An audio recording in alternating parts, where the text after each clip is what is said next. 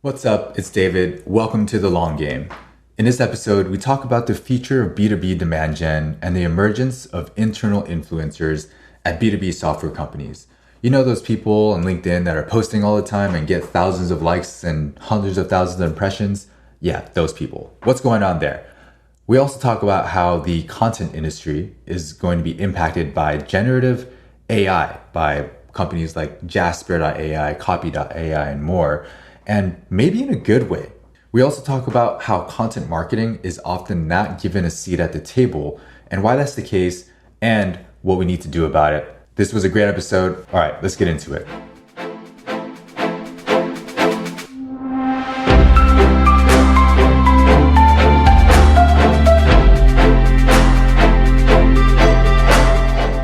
I like just jumping in. We're going to do things a little bit different today. Instead of having just one topic that we talk about for like an hour, we'll have kind of a goodie bag of topics that I think have been top of mind for each of us. We'll jump in, we'll take turns. But one thing that's come up a lot in my end, if you want to jump into it, is like this shift in influencer marketing in B2B, where before it's like, oh, let's go sponsor influencers. But now it's this movement towards we got to create our internal influencers. And that's why people are publishing on LinkedIn a ton. Like, I think the folks at Refine Labs have done this really well. I think folks at Gong have done this really well. And I'm like, who are these sudden thought leaders that I didn't know about all of a sudden that are getting thousands of likes on their LinkedIn posts? And it makes me want to follow them and like see more of what they have to say. And some of them are worth following and some are not. But have y'all seen this happening? Like, is this something that resonates with? I mean, I think we're going to try to do it, but do you think that this is a fad or that more companies should be doing this? Oh, Allie, go ahead. I saw it more in 2020 and 2021 with like freelancers, consultants, folks who had to build their audience for their own business. And I think it's an interesting trend of folks in-house in larger organizations. And I don't know if it came from the perspective of this is a marketing play for the organization, or if it was just folks trying to develop their own expertise, build their own leverage for maybe job hopping, like jumping out on their own. But there's been a really interesting impact on what I assume would be Gong's traffic, Gong's sales. It's like kind of an unintentional impact there. And now, as we talk about decentralized content marketing, I think we're approaching it in a more intentional way, not just to build our individual audiences. There's two big shifts that have taken place. One, actually, it came from media companies, and this kind of relates to the whole software company should build a media company internally. But I don't know how many years ago now, this was maybe 4 or 5, 6 years ago, there was the shift between the old times of like the New York Times and the Atlantic, et cetera, kind of having a centralized brand and not wanting their writers and journalists to stand out and build their own platforms. And that, with social media rising, like people started to follow like individuals as opposed to the brand. Yeah. So there became this cultural clash between the companies that would like encourage that and the ones that would shut that down. But when it comes down to it today, like I follow individual writers. Like I subscribe to the Atlantic, but I read for Derek Thompson, for I think it's Arthur C. Brooke, the New Yorker. Like I'm reading Malcolm Gladwell stuff, and it's like they've built personal brands that attract you then to the platform that they're hired to write for. So I think companies started to do that. And then the other shift is, I think blogging, I think people just realized you could get more traction via social media. Like that was something that Pep mentioned to me in, I think it was a podcast that he did with me way back in the day. He's like, man, I can fire off a couple tweets and get thousands and thousands of impressions. LinkedIn, it's like sometimes 10, 100,000 impressions. And granted, they may not be as desirable as somebody actually landing on your blog post, especially via like direct response and like typing in your website. But when you do the kind of expected value calculation, it's like I could spend 2 weeks writing a multi-thousand word blog post and have 500, 1,000 people read it. Or I could fire off a bunch of tweets and LinkedIn posts in that time and potentially get 10x, 100x the reach. And also you're testing your messaging while you're doing that. So I think people started to realize that the distribution was in favor of these platforms as opposed to blogging. Yeah. And it's like these platforms, it's no longer, I think many years ago, it was make sure to post your blog to Twitter and LinkedIn or whatever. Like it was just a URL. That was it. Or submit it to Hacker News or whatever the forum was back then. And now they've become their own thing. And Substack's also a thing. So it's almost like people are more used to just following individuals than these brands anymore. Like I don't subscribe to New York Times anymore. I don't think I subscribe to any news thing. I subscribe to individuals. Like I was just reading Benedict Evans' newsletter today, and I look forward to every week. It's super long newsletter, but I click almost every single link in there. There's like 20 links, and I read every article because it's interesting, and I'm curious what he finds interesting, and I want to learn more about it. And what Tracy Wallace is working with, what's that publication that I guess they sponsor a bunch of individual newsletters? Yeah, they're like, Week. Is that what it's called? Work Week, yeah. Yeah. So I think there's something to it. I think we're going to try our hand at it and see what it looks like. But I'm noticing a lot more folks. I was speaking to someone at another fintech company, and he was like, I want to make our GM like the person that everyone pays attention to and listens to. And I'm like, oh, yeah, we have some thoughts on that. And he's like, yeah, I want her hosting every webinar. I want to start a podcast with her. I want her like becoming essentially a sales channel. And then everyone reaches out to her versus filling out a form on a website. And then she just routes those leads to the sales team. And I'm like, oh, that's so interesting. Like, I don't know if that's how every B2B company should do it, but I think it's more trustworthy than, hey, it's HubSpot. Like I imagine at HubSpot, they're trying to build some brand recognition with names like Kieran and Kip have their podcast now. I think you have to build a system though, in the same way that like, you know, your blog is kind of a machine after a certain point. Like when CXL started, it was like people would read for Pep's unique insights. And then eventually he learned how to hire people like myself, like Tommy Walker and Chanel. Yeah. And eventually people read for us, and he built a machine that you could replace people within a degree of accuracy. Hopefully I'm never fully 100% replaceable. Hopefully I had some unique insights. But I think that's one of the downsides with this play, this whole decentralized content play and the podcast to distribution pipeline that we keep talking about is, for instance, for us, like if I don't do the podcast anymore, like my voice is harder to replace on a podcast than it is on a blog post. Like somebody can write a blog post that's better than mine or like within, you know, the same parameters. Whereas like it's very hard to swap out somebody's voice. And I think the same thing goes for like if you build like a social following. It's like when Dave Gerhardt left Drift. Luckily, I think they had built up a system where there was a lot more thought leaders and people who were, you know, doing those LinkedIn videos internally. But you want to make sure you're not too dependent on one person. Otherwise, like once that person leaves, like what happens to that acquisition channel? Yeah, that's been top of mind for me. What's top of mind for y'all? What do you got? I just wonder if companies are going to like systemize it to a point of it not being impactful anymore. Probably. I think that goes for any system. I mean, it's all other marketing plays that have become a little bit stale. But I also think it's an interesting representation of how folks consume their news and their media and their self-education. You know, it went from longer form blogs to shorter form blogs, newsletter, social, video. I don't know where we go after that, but it's becoming shorter, more highlighted, like just give me the highlights, give me the 8 seconds. What should I care about? I don't know if that movement is really a good thing, but it's definitely a trend. Some of that content is better than blog posts that I read, though. And that may be because people have over-optimized blogging to the extent that you're talking about that they might do on social media and via podcasts. But, you know, if you submit a guest post or if you write for another company, sometimes I've worked with all kinds of different editors. And sometimes it's like working with the editor. They have squeezed every piece of life that you could potentially put into a piece of content because their process and their content briefs and everything is so fucking formulaic that there's no value in the content itself. It's just like this reverse engineered Frankenstein's monster of a blog post that has no personality. So if like we're comparing it to that, like I would way rather read Jacob Rudnick's LinkedIn posts that actually that's because you interesting insights, you know. You trust Jacob. Like there's been folks I've seen popping up across Twitter and LinkedIn who within 140 characters or a handful of paragraphs, like it sounds good, but if you were to ask them to turn that into a blog post with evidence, experience, like to really fill out the 2 to 3K word standard blog post, they couldn't. It's easy to seem trustworthy on a very small stage, like a small post, a small stage. So I wonder how that's going to work over time. Folks are like, oh, I only have to tweet like once a day and it only has to be one sentence. And I'm just going to like repurpose what all these other people are saying, but like ask them to speak in an event or be on a webinar or write a blog post. And they probably can't stand up their own experience there. Maybe they don't have to. I don't know. If it's working for them, it's working for them. Depends what their goals are. Or you could just use Jasper's sentence expander. Do you remember when you were writing essays in college and you would, do double spacing and like all these little tricks, like make the period make a bigger font size, or like put a 0.95 or 1.05 instead of 1.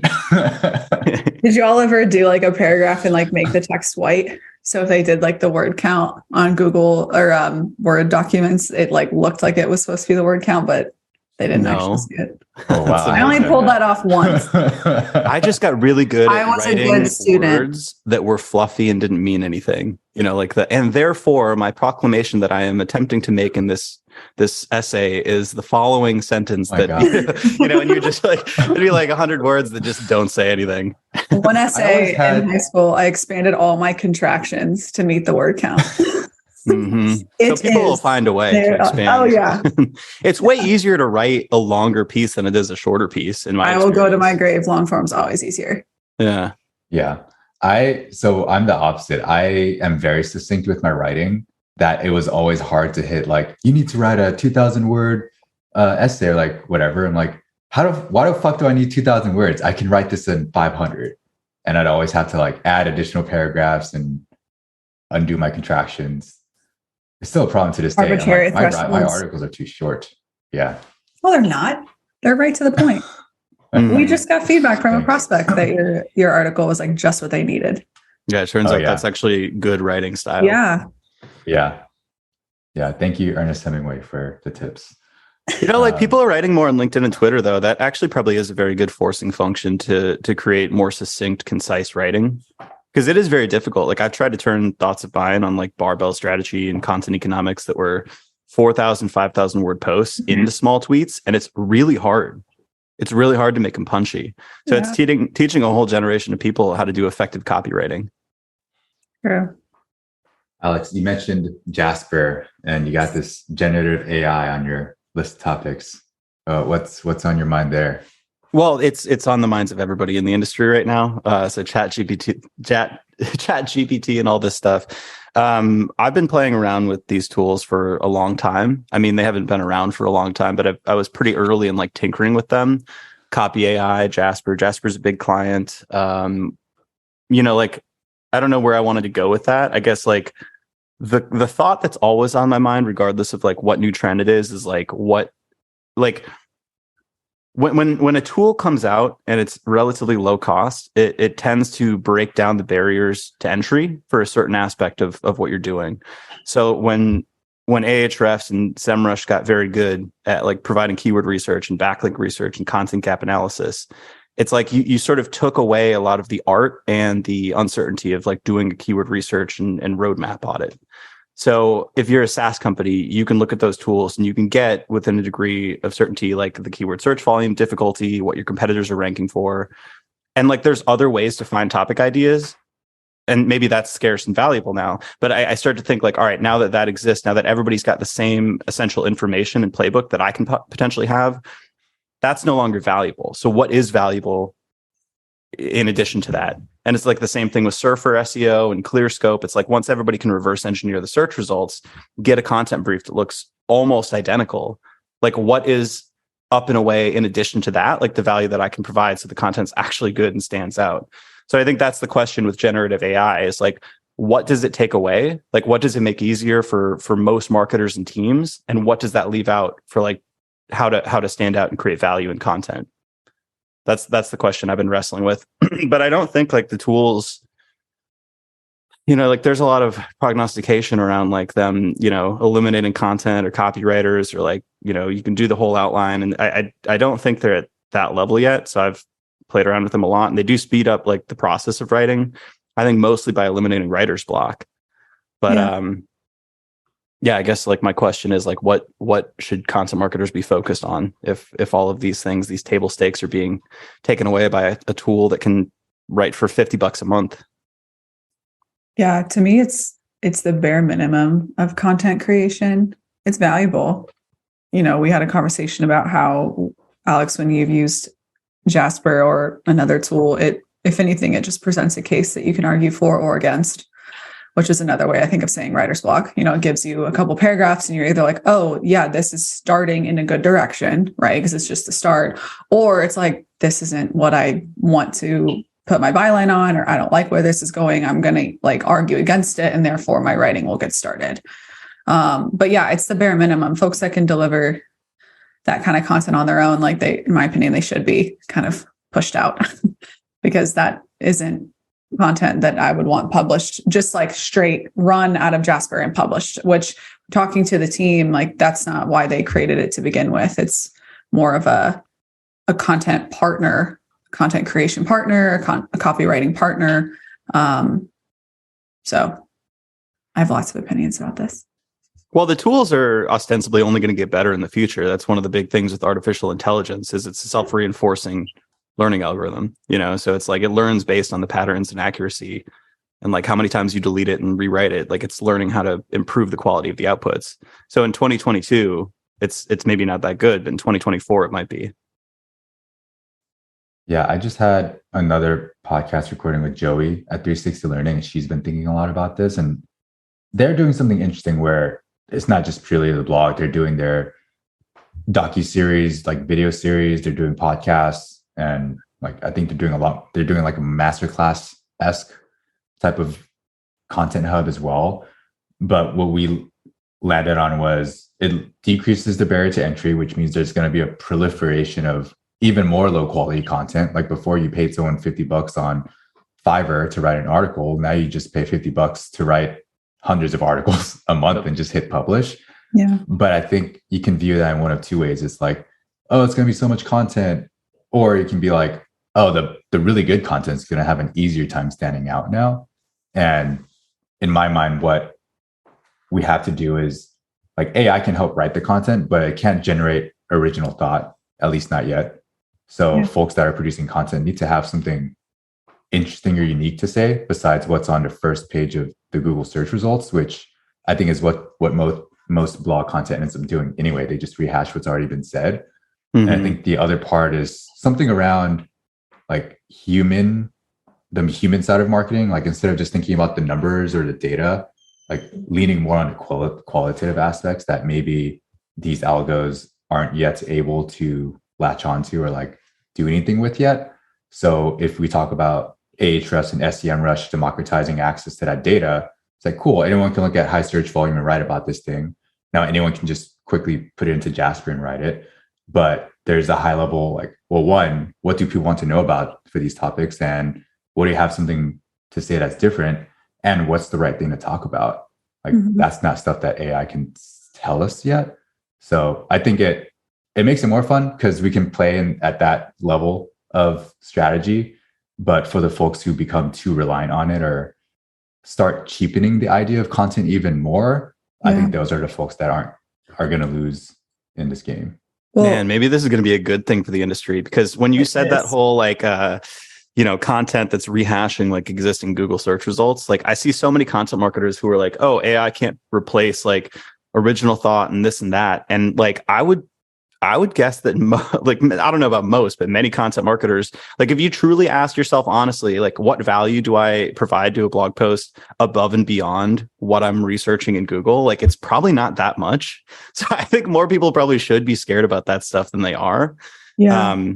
But that makes that like extra layer that much more valuable. And I think like, I don't know, who knows? Maybe it could cause people to level up and think like, how am I actually different than like just rehashing things and writing them in a different way and like doing the what is keyword and like keyword benefits and like the same formulaic post over and over. Well, speaking from a content writer, freelance writer, in-house writer, whatever position, it's been an interesting transition to watch for the last few years of folks coming into writing, primarily B2B content writing, because it's pretty straightforward. When I got into it, I liked writing and I had a lot of relevant experience. I started a business in college that I later sold. My parents owned their own businesses. I got to see like behind the scenes in a lot of that. And that was how I chose my niche, because I had my own stories to tell, my own experience. I could get a keyword or a topic and write all about it and not have to go to Google for a lot of relevant terms. That's what I think helped me get my job at HubSpot. When I got to HubSpot, I learned about SEO and what all that was. But looking at what can't be systemized, what can't be democratized, whatever phrase you want to use, it's going to be that personal experience, that personal interest, whether it's educational experience or firsthand, like boots on the ground experience. And it's been interesting watching a lot of folks that I was freelancing alongside early on, get into the online course, the coaching, the community building as a way to up their income without upping their output, which is totally valid. But I think what that did is it assisted this churn of all of these writers coming into the fold. And I think everyone has their own right to do whatever they want to do in that sense. But those are the folks that don't have much else to add outside of, let's say, an AI tool, is folks that joined the writing field, became writers because it was easy, because it was quick hits of $500, because you could subcontract. Like if your reasoning is wrong, it's probably going to be easy for you to get beat out by a tool like Jasper. It's funny. Like, you've probably written blog posts that you didn't know very well and had to research them. I'm just thinking, like, I did that a couple months ago, and the content that I wrote kind of felt like the content that Jasper would put out. You know what I mean? Like, where I was like, I knew what words to say, but if you ask me, like, hey, truly explain this word like I'm 5 years old, like, give me like the distilled essence of what you're talking about here, I'd be like, I don't know. Like, I'm just kind of like parroting things. I don't know. Do you remember in school when you like had to write a book report or an essay and you didn't do like your homework, you didn't read the book, you didn't read like the chapter of the textbook, and you literally had to go back and like you could piece it together, but it wouldn't feel like good. It would be hard. Whereas like if you read a book and you're like, I know this in and out, like maybe I need to go back to get quotes or stats. Like obviously no one is an expert on everything. Like everyone has written shit they've had to go get help with. But like when you don't have a fundamental understanding of something, it shows. And those you feel it when you're writing it. I think that's the big thing. I feel it when I'm writing it. It's so much like writing something I know about is like a pleasurable experience for me. Yeah. Writing something I don't know about and don't care about. If I don't know about it and I have to go do some research and interviews and like dive deep into a subject, that's fine. That's a different writing style. But if it's something that's like totally outside of my niche, it's actually painful to sit down and write about. Yeah. And I think anyone who's created anything knows the feeling of putting out something they feel good about, and something that, even if there's just like a seed of doubt of whether or not it's their best work, you don't feel good about it. Yeah, Jay Acunzo has been writing on the generative AI stuff, and his voice is generally a very good one. It's always evangelizing the importance of creativity and ingenuity, storytelling. But his recent Twitter thread, he talked about the who behind the content becoming much more important, which I think has already been a trend. If you paid attention to Google and search results and algorithms, and it's a black box to some extent, but like there's been talk in the last couple of years of the rising prominence of brands, and that's for click-through rate, but it's also like trusted entities and domains like in a given subject area. So I think the who behind the words, behind the videos, that's going to become much more important, no matter how you're distributing the content. Well, and that goes back to the decentralized content marketing stuff that we opened with in this episode, is like the people behind the writing, the bylines. Like, I think that's the future of how folks get hired as either freelancers or staff writers. Not that you have to bring like 100,000 followers on Twitter, but you have your own stage and you have your own experience. And that's going to be a huge, authority measure. Maybe even subconsciously for folks, as we are already doing on social. Mm-hmm. Did I, in a past kitchen site, I think I brought up like how I look at evolutionary biology and stuff for metaphors.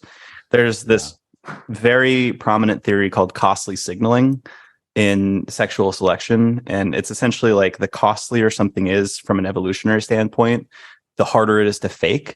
And I think that's like a model that I use for many things. It's like showing up in person and whining and dining a prospect as opposed to just like phoning it in and like giving the easiest possible thing. Like you show like this is of utmost importance for me. Like writing a book is something that's like a costly signal because it takes a year or two. It's expensive. The ROI is likely low from a monetary perspective, but it's like, holy shit, this person wrote a book, not just a tweet. This is something they invested a lot of time into. Therefore, the message is probably worthwhile. And it's just like what the question I always ask is like, what is hard to fake? And it's like, if you've been doing the same thing for 10 years, 15 years and writing about it for that long, that's hard to fake. So I think in some ways, it's going to be harder to fake your expertise. And those are the things to probably lean into as a differentiator. How does this tie in, Allie, to some of the topic you have here? So content as second-class marketers. I just chatted with Joey about this and we went on like a 10-minute rant about this, but I want to hear what you got. I don't like the phrase second class, but it's the best I could come up with. And I am speaking from experience. Like I'm not making these sweeping generalizations. Like if someone's listening and they get all heated, like chill, but being a part of HubSpot and Shopify's team, like two major companies, content marketers always just felt like the outside looking in, if not just the seat at the table, but the one that was up against the wall, not the seat at the actual table in a conference room. You're kind of like still in the meeting, but you're not really in the meeting. My theory of that, at least through my experience, was that we weren't really held to the same level of metrics in terms of business impact. Now, part of that is on our team or on our leadership deciding to go with more vanity checkpoint metrics like keyword movements, traffic, et cetera. So I think there's a restructuring in terms of how content is measured, which is something I think our organization is a part of. That messaging content should drive revenue. That's what we try to do for all our clients. But I also think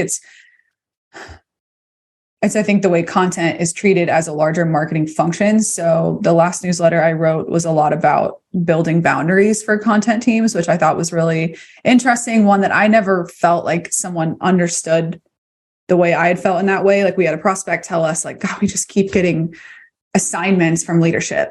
Like they're basically the resident writers. They're the ones that are good with words. Like you write this. And it was hard for them to find some traction in a roadmap or a strategy. And every content marketer likes to get ideas from folks that are more customer facing, right? Like that's not a bad thing, but not a lot of content marketers are taught how to like, this is my 2023 annual strategy. Here's how I'm breaking it down by quarter. Here's the milestones I'm hitting and the business results I'm delivering.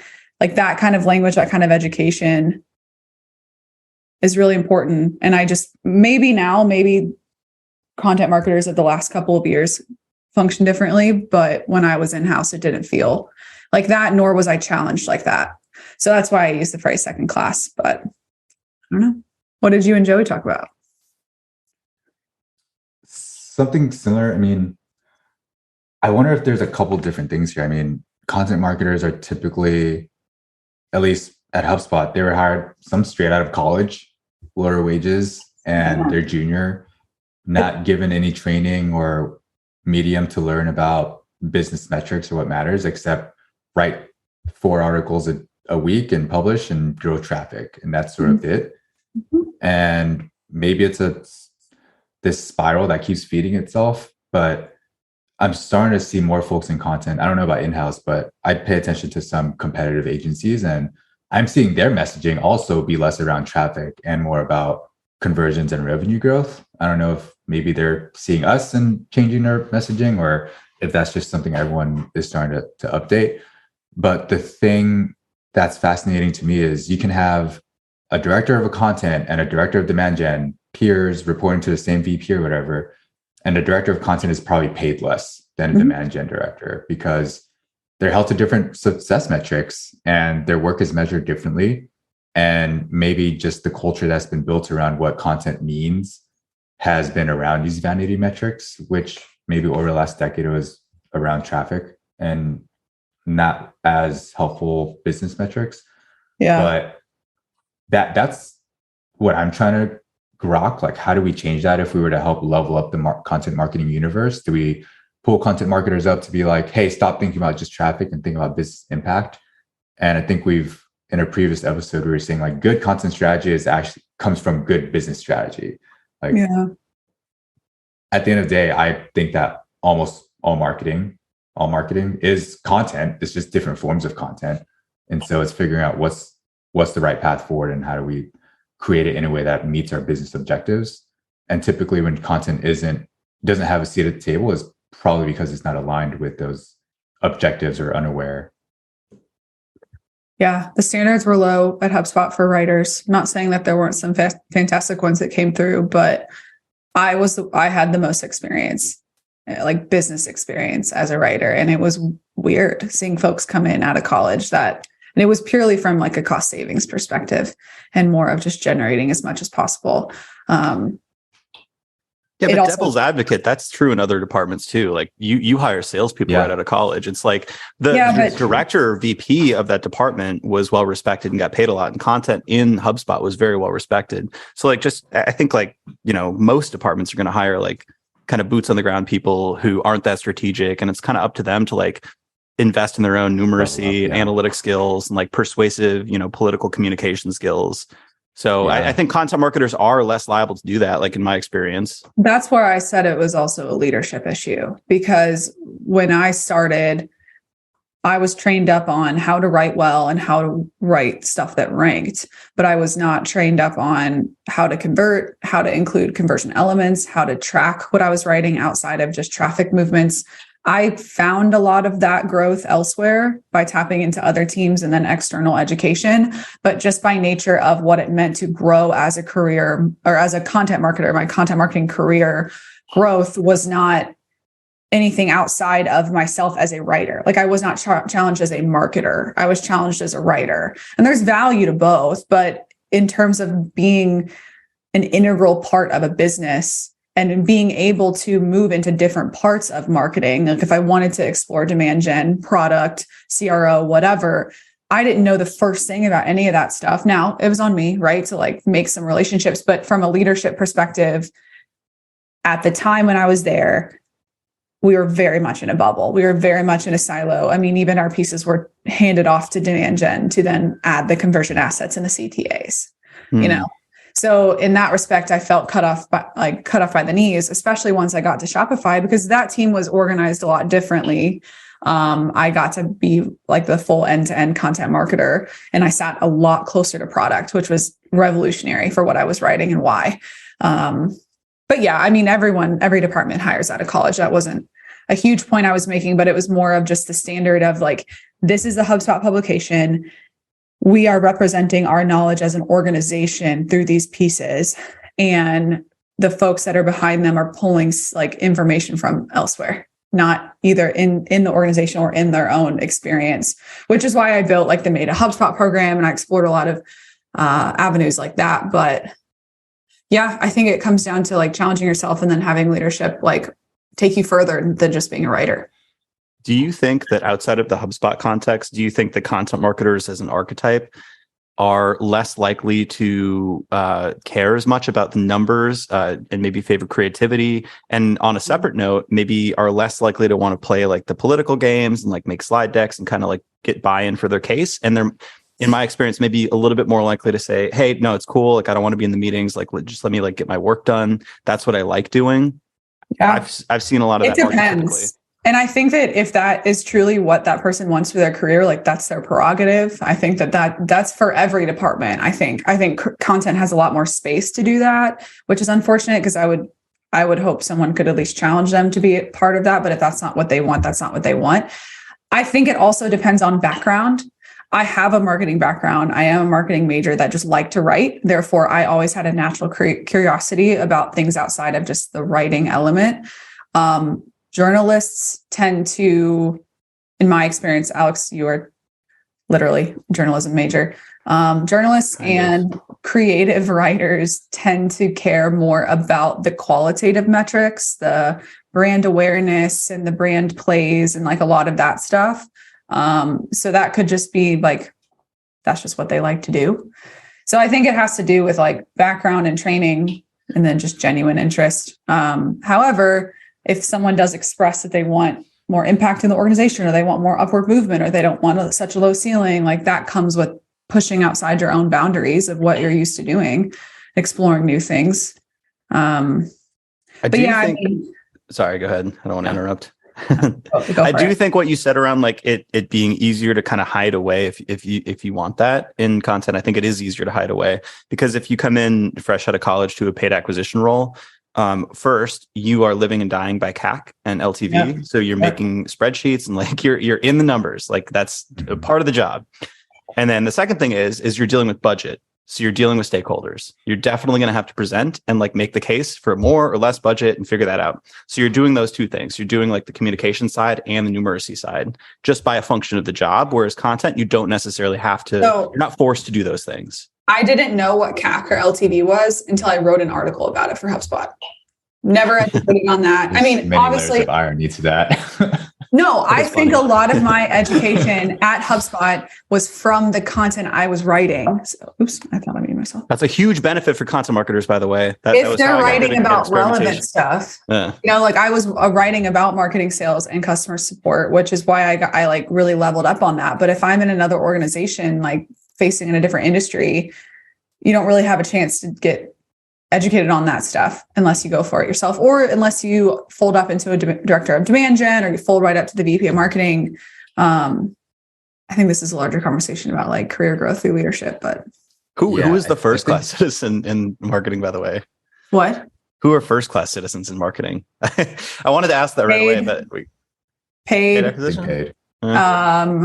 Product for sure. Marketers, yeah. I think in some organizations, I could talk to a lot of product marketers who think they're second class marketers as well. Yeah. Really? I think they should be like probably the first marketing hire for most companies, but they're not. It one of the things I'm catching on here is it kind of comes down to that person to be like, I want to have more say, and instead of just being like, oh, I don't have enough say, go do something about it. And I mean, I can pull from my own experience where at HubSpot, I was started on SEO and content. And then eventually I saw that the demand gen team was talking about revenue they influence. And I'm like, wait, I want to do that. Like they're getting to do all this fun shit and like get budget for more interesting things. Let me see what sort of impact I've been doing, like start talking those numbers instead. Yeah. And I think that probably had a big impact on my career trajectory at HubSpot of what sort of projects I was tasked with or what I took on. So a lot of the onus is on the individual.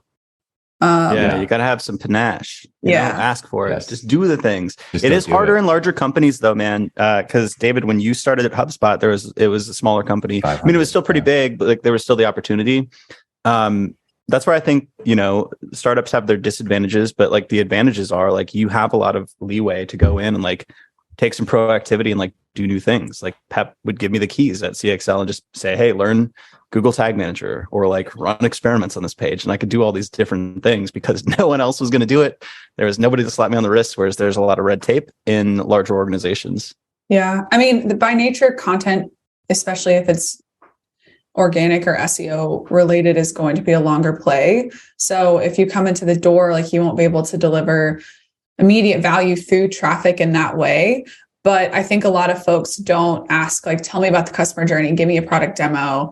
Like, what are the pain points? What are questions that are being asked at sales and the customer success level?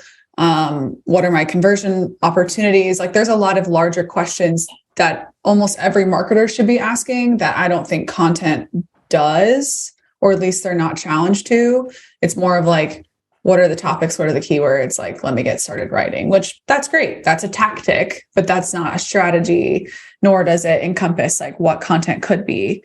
I think now part of this is also on managers, like directors, VPs, to communicate these sort of things to their team rather than trying to shield them away.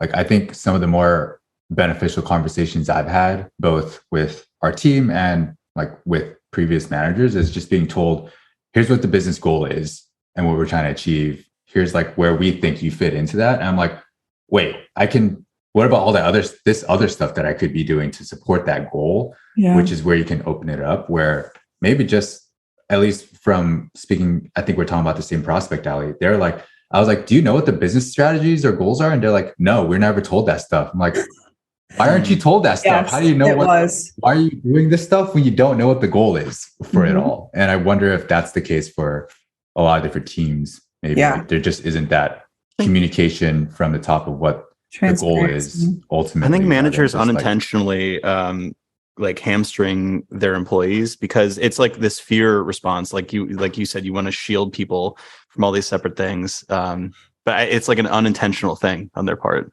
Yeah. Well, I also like they're like, oh, we have a process. This is how we do things. Like we've set this up. It's the system.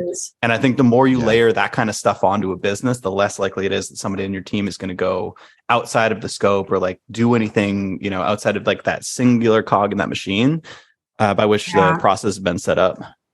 I wonder how much management has changed over the last couple of years since like burnout has become a thing. Not to like use my little jazz hands because I definitely have felt burnout. It's very real. But like I think burnout is new as of the last couple of years. Is that what you're saying? No, I'm saying it's become like very like people talk about it a lot. It's very commonplace, which it should be. But definitely with like COVID, most people working from home in some capacity. I think a lot of leadership might be playing it safe and withholding information or like don't want to give you too much, like blah, blah, blah. I don't know why I went on that path, but that may be. We've talked about that, or I've talked about that on podcast interviews that I've done with people. And David and I have personally talked about this. I know that I felt like burnout more often when I was bored than when I was overstressed. And like it comes from both sides of that spectrum. But if you are doing like this rote shit on a day-to-day basis, week-to-week basis, super incremental, and it doesn't get you excited, there's no momentum, there's no big ambitious goals, I think that's just as likely to give you burnout as being a little too stretched. You want to find that sweet spot, but it's the also other side of the equation is dangerous too. It's also up to everyone to set boundaries. Like if you get a ton from your VP of marketing and it's too much, like say something and start on what you're most passionate about so you're not bored, but chip away at stuff. It's not like, oh shit, I have to do everything in one day that I need to do for the whole year. Like, no, that's not the expectation either. But I would rather have all the information so I know what I'm working with and why I'm doing what I'm doing than have this like spoon-fed process where I'm like, of course, going to get bored or don't get challenged. Yeah, I'm going to take this in another direction because it's reminding me of some conversations I had recently. Like I had Chris Mobayeni from Simon Data on a pod and Joey just on a pod today. And they've both done really interesting things. Like Chris when he was at BounceX and did the rebrand for Wonderkin, they like had this huge like flash mob thing and like this experiential marketing at e-tail and shop, or they were going to do at Shop Talk, but it was like a huge bet and very much a risk that it wouldn't work. And they like sponsored the hotel and the key cards and all of that. I didn't know you could do all that, but I was like, how did you make the case for that? And he said, well, that wasn't what I came out the doors with. Like I had my bases covered. And I used the barbell. Like he had the 80% of stuff that he knew is like baseline foundation. And now, like he built trust and he was able to generate results. And he used the 20% of the portfolio to make this big bet. Similar to Joey, she came in, set up SEO, worked on the demand gen program, got all the foundational bases covered. And then she pitched, hey, we should do this new video series. And then management is like, oh yeah, we already have pipeline. That's taken care of. Cool, let's go take these bets. Yep. So for folks who are feeling burnout or want to take on more creative work, are your bases covered? And if they're covered, go, and you have trust, go pitch some shit. Like don't just sit there waiting for your management to tell you what you should be working on. Like pitch ideas. I'm sure folks have them. Like people are smart. Yeah. That the window for creative brand content projects will dwindle next year and almost maybe for the next 2 years if you don't have proven results and your function is not doing its job. So I'm curious to see how that changes at scale for content marketers, because I think a lot of content marketers or parts of larger content teams who have been previously tasked with the big bet projects or the brand projects, like there's value to that. But I think CMOs, CEOs are going to be a lot more scrutinizing of the budgets set aside for those things, especially if like the core value of that job function, pipeline, traffic, however it's measured, hopefully through pipeline and leads. If that's not working and humming at least and growing quarter over quarter, then there's probably not a lot of room for the other stuff. That's a really good point. Like that was what I always did with experimentation stuff too, because it's like you always, like, as a practitioner or specialist, you always have like your pipe dreams that you want to actually accomplish. Those huge resume items, you know what I mean? Like, oh, I want to build a programmatic predictive targeting algorithm that like does dynamic like bandit testing or whatever. But it's like if you come in like as in this case, experimentation manager, and that's your first project, like good luck. Like what you want to do is make sure that you're increasing the core metrics people care about, conversion rate or something like that. Pick off some low hanging fruit, index most of your portfolio on that, build up trust, and then eventually like start kind of like teasing your way into those bigger projects. That's almost always the case. I didn't get a chance to touch like the journalism project I wanted to do at Shopify until I was like 5 or 6 months in. And it wasn't because like Khim told me you are not allowed, but because I figured it probably wouldn't be the best thing to start with, considering I wasn't even sure how to measure it. And like I had experience, I had a resume and a portfolio and all that stuff, but I still hadn't proven myself within that organization. And it would have been a huge hit to my confidence if I had started with that and it didn't work, which would have probably like resonated throughout the rest of my time when I was there. So starting with the win doesn't just help business, it helps you too, feel good. It gives you the context of the business as well. It gives you time and space to like actually analyze the environment that you're and build trust with like folks you need their buy-in, whether it's your boss or their boss or horizontal folks. Like there's a lot of value to just starting with a pretty straightforward like project, especially in content. Yeah. Alex, what's this building in public thing you want to talk about? Dave from Jasper tweeted something about like how building in public is overrated. Not because it doesn't work necessarily, but because it masks your lack of a marketing strategy. And I thought that was really interesting. Because in hindsight, like I've actually noticed that quite a bit. I think like building in public and the whole transparency marketing when it came out, like I feel like Buffer was one of the first companies that I saw really do that. But also, I mean, I don't know, like I don't want to like talk smack of companies growing, but like they've been stagnating the last couple of years as well. So it's like, did they actually have a marketing strategy, or was it like kind of a splashy thing that was novel at the time? Now so many people are building in public, and I think it does give you a little bit of like safety net because you think you're doing marketing by doing that. Yeah. So I don't know. I thought about like how many ways you can trick yourself into thinking you have a plan, because it's like that. What you're doing with building in public is you're speaking to a very narrow set of people. Like it's a lot of other like kind of entrepreneurs and like founder mindsets, and it's like maybe that's your customer, but in most cases it's probably not your customer or like your biggest persona. So I don't know if there's too much more to say about that, but it's I think it's like a fancy way to seek approval for half finished stuff. Depending on what you're working toward, obviously, some of it is like being proud of what you're publishing and what you're working on. But from what I've seen on Twitter, it's like it doesn't do much except for just like seek approval, or I guess seek feedback too, which can be valuable. But from like a purely marketing perspective, it doesn't seem to do too much. You know what's funny is people who start building in public as like a marketing play always stop after they become more successful, or really after they fail. Like it's like the first year or two, while it's still modest growth and it's linear up to a certain point, they keep doing it. But then if they really get successful, like you see this with affiliate bloggers all the time, as soon as they really start making money, stop talking about their paychecks. And also when it starts tanking, about his paycheck. I don't know. Like that's the thing. I think Pat Flynn, I was listening to I think Noah interviewed him, Noah Kagan, and he asked him like why he doesn't do the income reports anymore. And Pat was actually pretty upfront about it. He's like, I started making way too much money, and it wasn't it didn't resonate with the audience. Like they're like, that's unrealistic. Like I'm not going to be able to do that. Like when you see somebody's making $20K a month, you're like, I could probably hit those numbers, but he was making like much more. So he's like, it didn't really serve the purpose, which was, being inspirational or aspirational and like getting people on board with the program of like making money online. I've just noticed that it's never like this long-term, like principled approach to just like sharing your books. It's like, it's an early traction thing at best. Looks like Adam also stopped back in 2021 when he made $281,000 in a month. I would too, man. I would get uncomfortable sharing that. It's like You could be a target. I don't know.